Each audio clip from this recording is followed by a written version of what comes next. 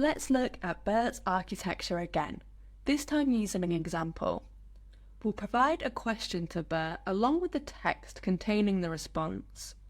We can then walk through the steps BERT takes to find the answer to this question. So we have the question, when was the first DVD released?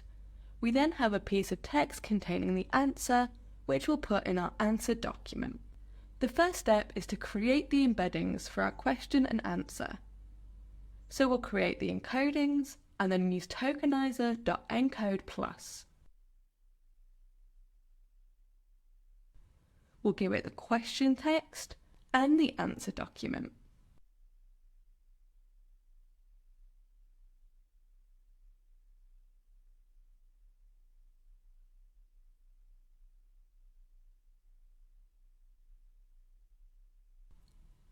Let's now print these encodings to see what they look like.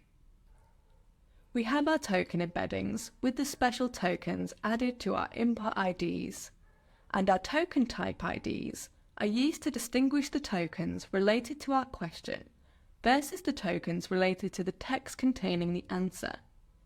We also have an attention mask, but we don't need this at this time.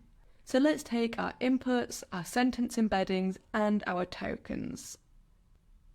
For our inputs, we can take these from encoding the input IDs. Our sentence embeddings come from the token type IDs.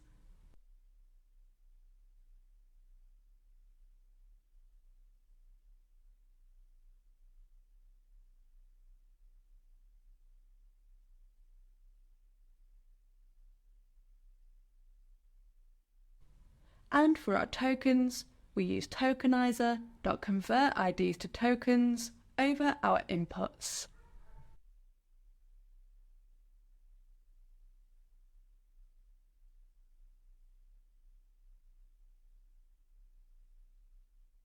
We can also check that the special tokens have been added.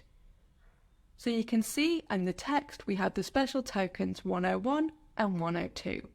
Let's decode these just to check they are the special tokens we're expecting.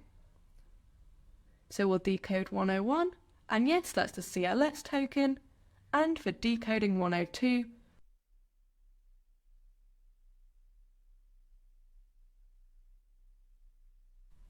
we can see this is the SEP token. We can then pass these embeddings to our model. So we'll create our output, and then run model. And for the input IDs, we want to format these into a tensor, so we use torch.tensor over our inputs. The same for the token type IDs, we convert these to a tensor and then pass them to the model.